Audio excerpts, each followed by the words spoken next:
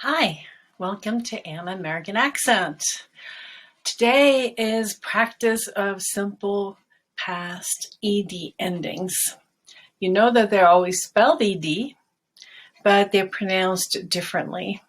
And we're going to look at the way we pronounce them and why. So here you see an image of your whole speech organ on the right side there. You see your mouth and the nasal cavity and how everything comes down into the throat, into the voice box down here, or the larynx, where the vocal cords are. And they can also be called vocal folds by some. But most people would call them vocal cords. And on the top there, a little bit to the left, you see the difference between when these folds or these cords are either open or almost closed. And they're so close together that when you push air through them from your lungs, they start to vibrate. And a simple way to feel this is to take the palm of your hand, really hold it against your throat, not like this, really hold it against the skin, the whole hand. And first you just do the consonant S and you hold it. You can tell that absolutely nothing is happening down there. It's because the vocal cords are open and the air just comes through. But if you do the same thing again and change the S into a voiced sound, zzz, and hold it like that, you feel all this vibration going on, all this activity in the voice box. So whether we use voicing or not makes our different consonants and vowels different. Actually, all vowels are voiced. In fact, the word vowel, which in many languages is something like vocal,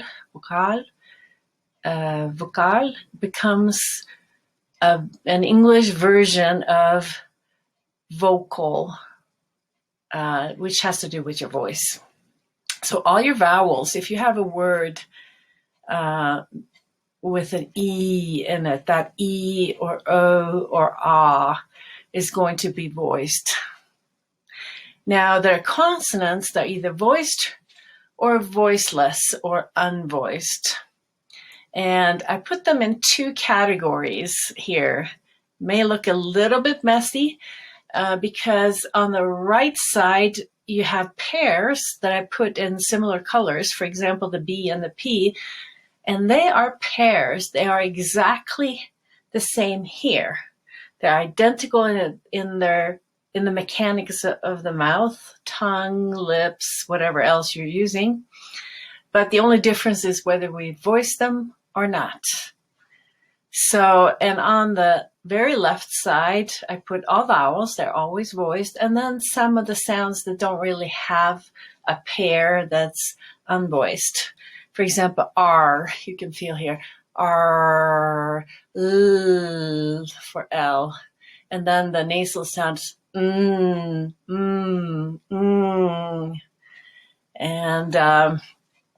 those you can feel the vibrations in your vocal cords there.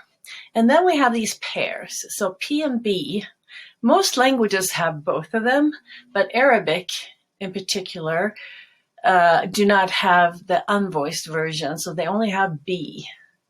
So if you're an Arabic speaker, then P, the way you make it is exactly the same as here, but you let go of the voicing.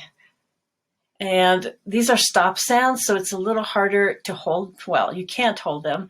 You'd have to go kind of like ba to really feel whether something is happening here or not.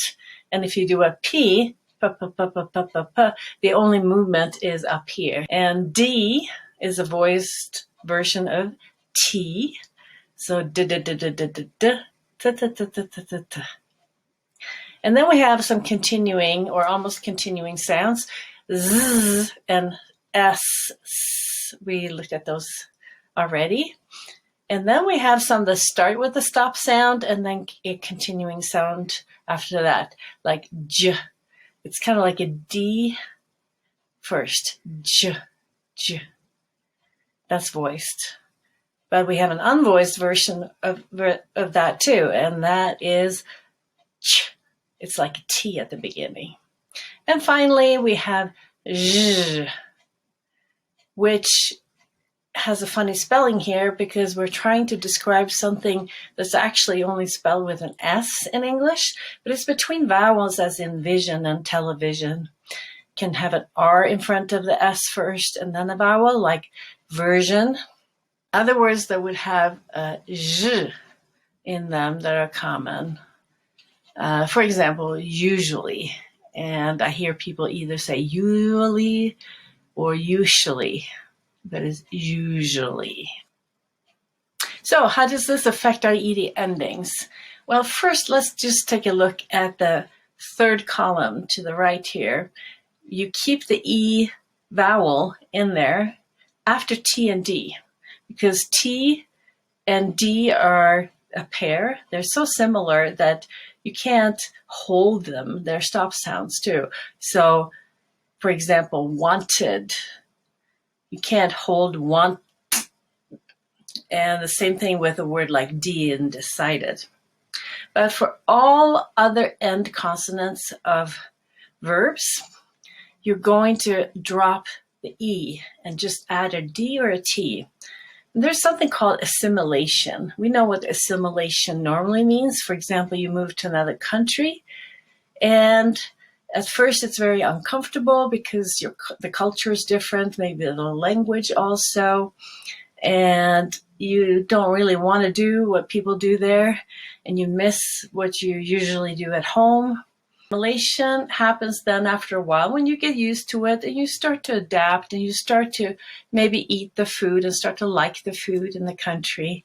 You start to learn the language and feel comfortable with it. You learn to make friends from that country who are natives, and you just become more and more comfortable and you kind of integrate into the society better.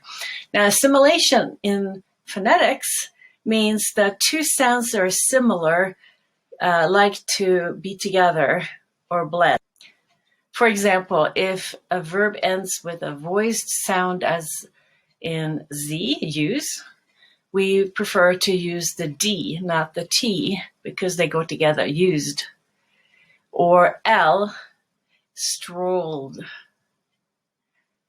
W is also voiced, followed. And L as in killed, L voiced, D voiced, killed. And entered. And finally, the N here in happened. So let's look at how this affects the ED endings in the simple past. If a verb ends with T or D, remember that's a pair, T and D, they're almost the same. So you can't hold them. They're a stop sound. Decide, you can't hold it. So you have to open up, decided. Or in the word wanted, go wanted. You have to open up there. But with all other end consonants of verbs, you're going to add just the D or the T and no E. So in a word like use, you have a voiced sound. So you want to choose the voiced D, used.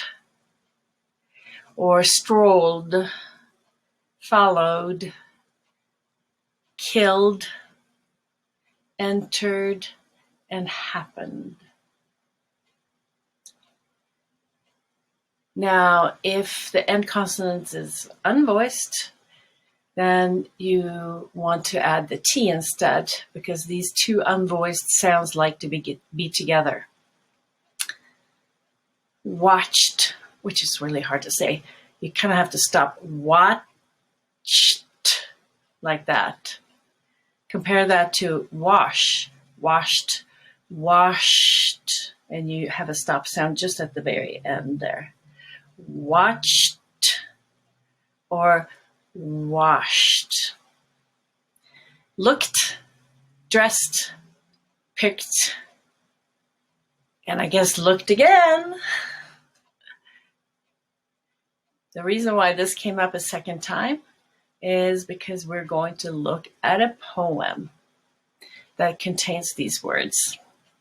So you know those ancient fables, and maybe the most famous one is the wolf in sheep's clothing.